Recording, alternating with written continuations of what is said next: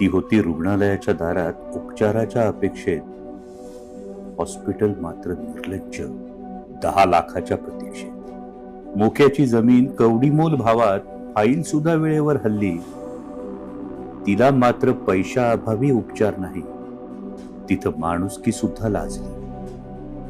लोकप्रतिनिधीच्या सहायकाची जर ही असेल अवस्था, तर धर्मादाय म्हणवणाऱ्या रुग्णालयात सर्वसामान्याची काय व्यवस्था?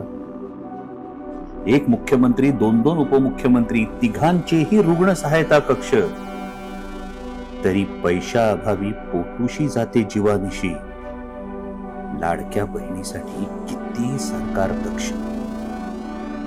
चीड, संताप, उद्वेग, राग, आता शब्द सुद्धा बधीर झाले. ताई, आम्हाला माफ कर. धर्मादाय पैशासाठी अधीर झाले. तू गेलीस 2 चिमुकल्यांना सोडून, पण लाज शरम जागवून गेलीस. प्रगत महाराष्ट्राच्या ट्रिपल इंजिनचा पुरखा टाराटारा फाडून गेलीस.